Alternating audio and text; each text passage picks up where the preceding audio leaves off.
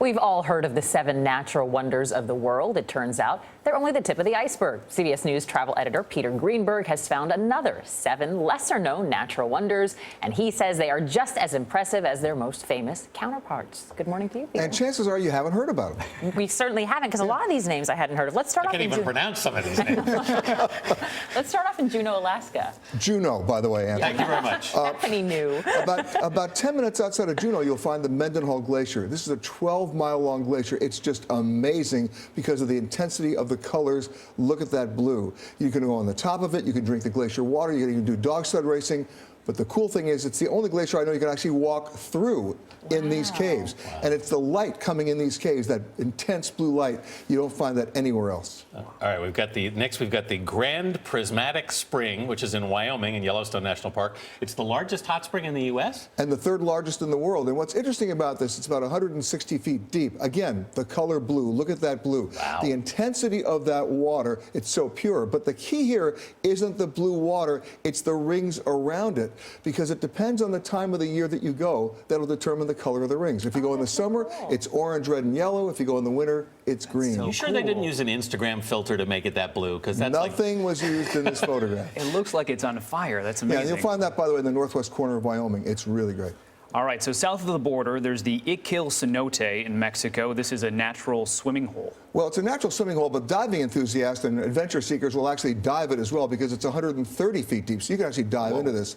But what's really cool, again, it's the light and the vines. It's in the middle of the jungle in the Yucatan Peninsula. Wow. And the one thing I want to warn you about, I've done this, it's also the site of Mayan rituals. Basically, they used to sacrifice folks in here. So the divers, every once in a while, will find some human remains down there in terms of bones. You know, I was about to say, what a romantic venue that looks like right up until that moment. Lagoon. I love you to death. Yes. Take us next to Portugal, because this is another beautiful one, cliffs near a fishing village. That's right. In the Algarve, it gets really touristy in the summer, great beaches, but if you go to the small little fishing town of Beniguil, you find the sea caves. Look at these natural rock formations. And you can access it only by boat. So you see the boat there. But the cool thing is, if you really want to do it, you paddleboard or you kayak. And it's a great photo op, too.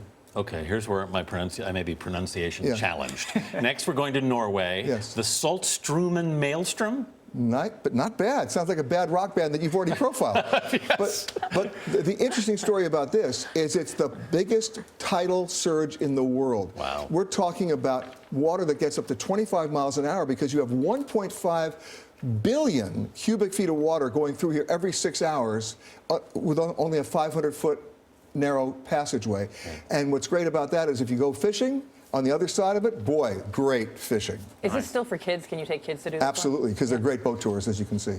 All right, let's head to Palau, Micronesia. There's something called Jellyfish Lake. How many people go in Jellyfish Lake? More than you can imagine, because these are interesting jellyfish. They're golden jellyfish that have been isolated in this lake. The rock islands in Palau, there are more islands than there are people in Micronesia and these islands. And this particular lake is so isolated that the jellyfish have lost their ability to sting. And it's their migration that you can actually swim with them. Unusual swimming partners, but you're not going to get stung. So one of the few places on the earth you can do that then? The only place you can do that like that. Yeah. Nice. Well, from jellyfish to glowworm caves. Are these really worms in New Zealand? Yes, they are. They are.